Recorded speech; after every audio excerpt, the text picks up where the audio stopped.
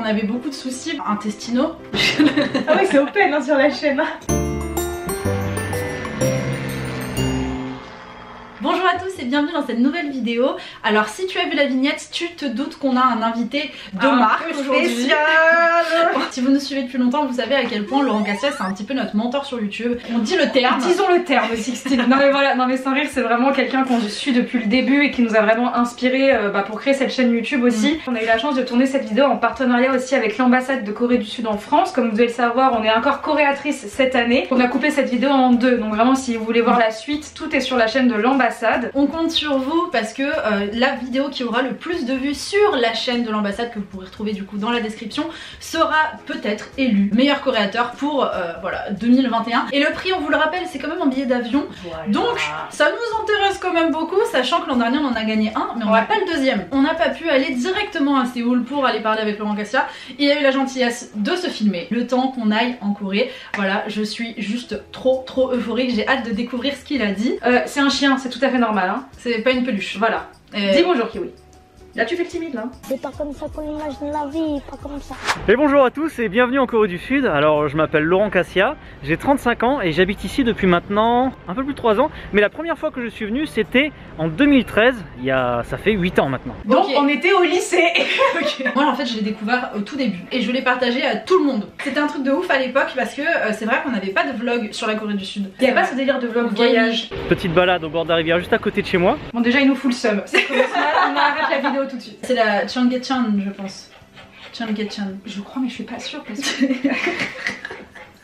3 weeks later. Ouais c'est ça, c'est Cheonggyecheon. Oui bon, c'est lui, ça. Il allait filmer là où il y avait des nénuphars mais... Si je suis ici c'est un petit peu un hasard puisqu'en fait à la base quand j'ai commencé à voyager j'étais parti pour rester 1 an en Australie avec un Working Holiday Visa. Mais ça c'est un truc de fou parce que franchement faut avoir les balls pour le faire parce que moi je vais dans un pays que je connais pas. Il est parti en Australie donc déjà faut avoir les balls comme tu dis. Mais et les araignées qu'ils ont là-bas hein, Et finalement au bout de quelques semaines c'était pas trop ce à quoi je m'attendais, cette aventure en Australie. Donc j'ai abandonné ce projet de Working Holiday Visa. J'ai été très intéressé par l'Asie en général depuis très longtemps.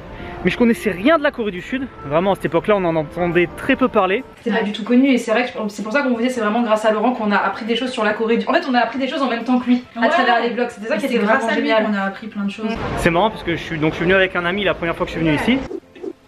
C'est quoi? Ah putain. Alors ça c'est un phénomène aussi en Corée qui nous avait choqué la première fois qu'on y allait, c'est le nombre d'endroits publics où tu peux faire ton sport gratos. En fait t'as plein de machines, un peu de tout hein. Et le truc qui est incroyable c'est que dans ces parcs tu peux t'attendre à ce que ce soit des jeunes et c'est essentiellement des adouchis et des adjumas. Et un jour on était allé en 2016 dans mes souvenirs, on était à Busan et j'étais en train de faire ça avec des machines et t'as un papy qui est venu nous voir et qui m'a expliqué toutes les machines une à une comment est-ce que ça marchait. Sans parler un mot. Mot. C'était un des plus beaux souvenirs parce qu'on était choqués parce que c'était la première fois qu'on avait vraiment une interaction. Le papy à côté de toi il va faire un truc encore mieux. Ah c'est trop drôle. Trop bien. Allez il va s'aller. Et la première chose que je me suis dit c'est vachement grand. On est parti du logement, on était à pied, on a marché 1 heure puis c'était long, c'était très trop grand. Du coup on a dû trouver une carte papier puisqu'à l'époque on n'avait pas de smartphone avec des GPS tout ça. Première impression c'était très grand. C'est vrai que quand tu sais pas que Séoul c'est 5 fois plus grand que Paris, tu peux pas être prête psychologiquement. Nous on était quand même prêtes psychologiquement. Ouais. Mais grâce à lui. Ouais, grâce à lui. Ne vous attendez pas à trouver une ville plate comme Paris hein. Genre clairement en Corée du Sud c'est que des montagnes. C'est quand même 70% du territoire coréen qui est gorgé de montagnes. Ouais. Donc dites-vous bien que vous allez avoir des montées comme ça. Et d'ailleurs on a quelques extraits. Si vous aimez pas les montées, ne venez jamais dans ce pays. Regarde comment mes pieds sont. Mais on se rend pas compte. On se rend pas compte à la caméra, je vous jure.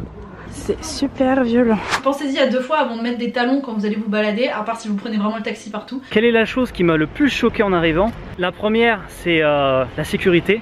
On peut aller n'importe où, n'importe quand et on se sent en sécurité de partout ici. C'est vraiment un sentiment qui est vraiment très agréable. Les filles, on va parler de ce que nous on connaît vu qu'on est des filles. Ça change la vie, on se sentait trop bien. Comme on dit, il n'y a pas de risque zéro, hein, mais c'est vrai que tu peux te balader à 3-4 heures du matin sans souci, c'est un truc que tu peux pas trop faire en France. Tu peux te balader dans la rue sans forcément croiser quelqu'un de chelou habillé en blanc en marinière par exemple qui fait que te fixer. Non, ça c'est pas possible, ça n'existe pas, c'est impossible. Et c'est pour ça qu'on adore cette ville et que ça fait si du bien de se balader tranquille. Est-ce qu'il y a eu un choc culturel avec ma belle famille ou alors avec ma famille française? Pas spécialement. Mes beaux-parents sont super ouverts, ils sont vraiment géniaux. Ça s'est super bien passé quoi, dans les deux sens. Si vous savez pas, Laurent est marié avec une Coréenne, ils ont un petit garçon qui est né il y a un an maintenant, qui est tout chou. Mais je trouve ça vraiment cool hein, qu'il n'y ait pas de soucis avec sa belle famille. Moi je vous avoue que ça a apporté un peu...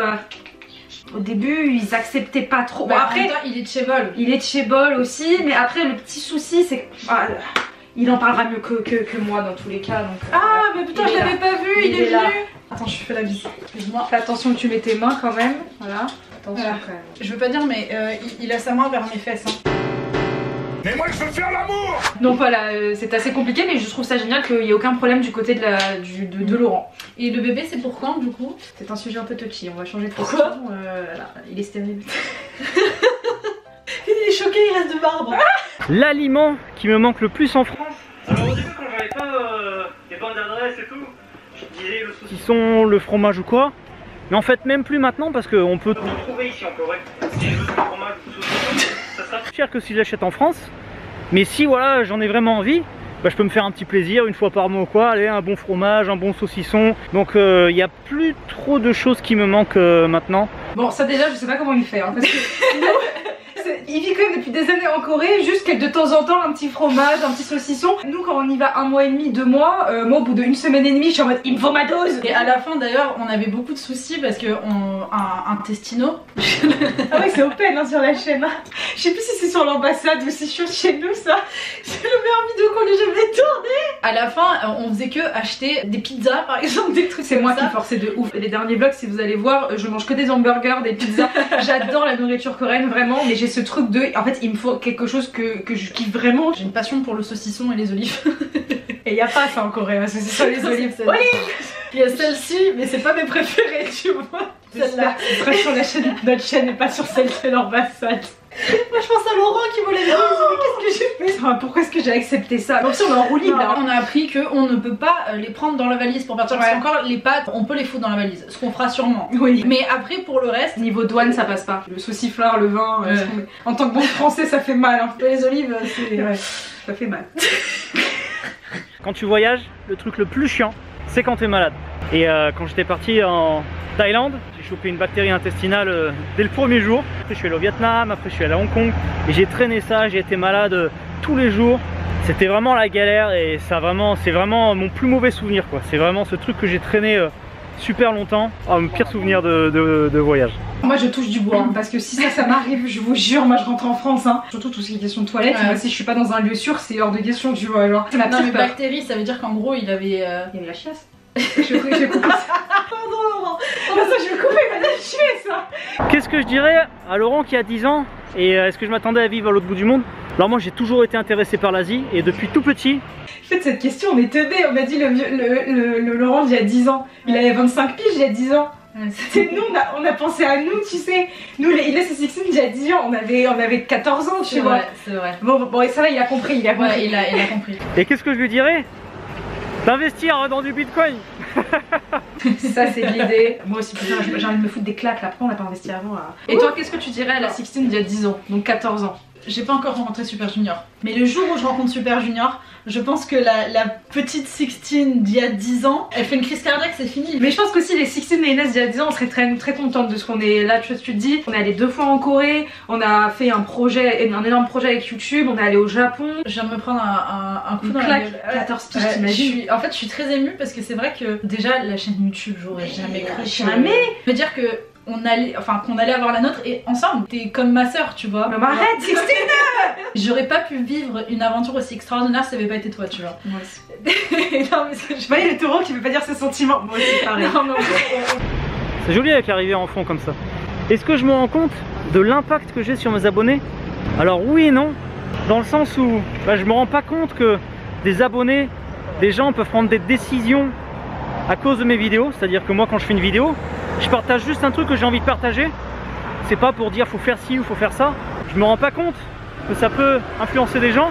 J'ai beaucoup de personnes qui m'ont envoyé des messages avec le temps. Je suis venu en Corée grâce à toi. Ou Donc voilà, je suis allé là grâce à toi. J'ai énormément de personnes qui m'ont envoyé des messages comme ça. On va le répéter, mais c'est vrai que nous a beaucoup inspiré et c'est vraiment, c'est grâce à lui que vraiment on est devant vous aujourd'hui. Mais c'est vrai que quand on prend de notre point de vue à nous aussi de créatrice de contenu, on s'en rend pas compte non plus. Hein.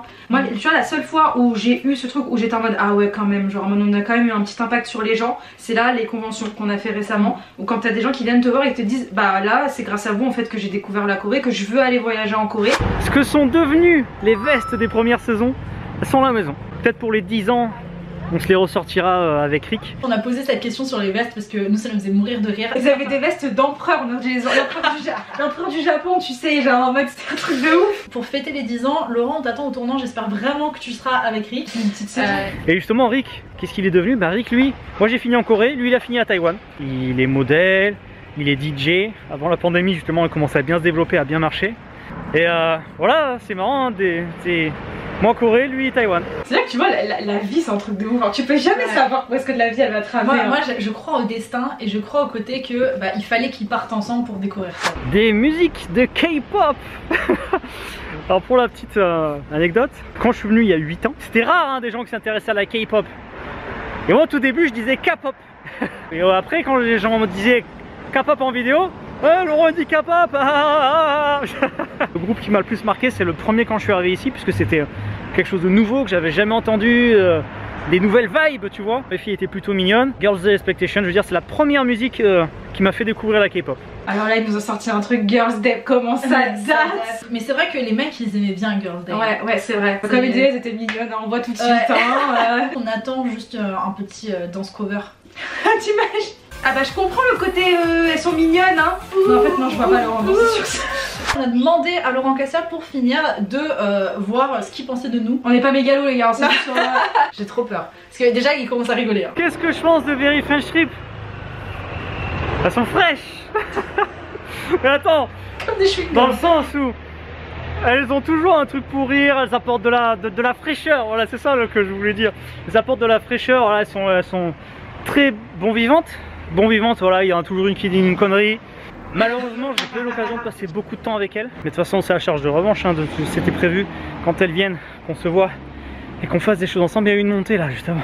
C'est vraiment très bien ce regard différent qu'elles peuvent apporter aussi. C'était un plaisir de vous avoir pendant quelques minutes. Et voilà. Et je vous remercie d'avoir suivi cette interview. Et ben moi, je vous dis hasta la vista. Je suis archi émue déjà, il y a trop de trucs. Ne serait-ce que le côté genre venez en aventure avec lui, genre c'est... Ah grave, ça serait trop bien. C'est cool de savoir ça, hein, qu'on fait rigoler les gens. Trop touchée. Merci encore à Laurent Cassia d'avoir pris le temps de faire cette vidéo avec nous. Tout va bien, tout va bien. N'hésitez pas à aller regarder sa chaîne YouTube parce que vraiment c'est super intéressant tout ce qu'il fait. Il fait vraiment du vlog, plein de petites vidéos sur la société coréenne. C'est différent aussi. Ouais, c'est toujours super intéressant. Merci à toi Laurent Cassia, t'imagines pas à quel point ça nous va droit au cœur. On est trop heureuse d'avoir eu l'occasion de pouvoir t'interviewer même si c'était pas sur place. À 9000 km. À charge de revanche. Exactement. Vraiment. Comme on vous disait en début de vidéo, il y a une autre partie sur la chaîne de l'ambassade de Corée du Sud en France. Donc n'hésitez pas à aller la checker parce qu'on répond à des questions. C'est un petit peu plus sérieux du côté de l'ambassade. C'est un petit peu plus sérieux mais c'est surtout pour nous soutenir. Comme on disait, on est en concours. Donc s'il vous plaît, n'hésitez pas à aller inonder l'espace commentaire de j'aime. Pour nous aujourd'hui, on a réalisé un rêve. Je pense que vous avez vu, on a été très émus. Encore merci de nous soutenir. Vous imaginez pas à quel point vous avez changé notre vie et on espère vous envoyer encore plus de bonnes vibes avec plein de vidéos très bientôt. On va vous dire au revoir comme Laurent Cassia. N'hésitez pas à lâcher un petit pouce bleu, la carte popo, les flammes et surtout hasta la vista. Felindra, tête de tigre. Putain, les meufs elles ont un chien avec elles pendant une vidéo. Il ne s'arrête pas de lécher hein, ce chien. C'est impressionnant. Attends, il a pété le chien. Merde. Mais pas vers moi, mais pas vers moi. On n'a fait aucune de ces destinations. Voilà, merci de nous foutre le seum Laurent. Voilà. Non, sincèrement, c'est des... Ça va, tu fais du voyage? Je sens l'été maintenant, c'est bon. Sans forcément croiser quelqu'un de chelou habillé en blanc en marinière par exemple qui fait que de fixer.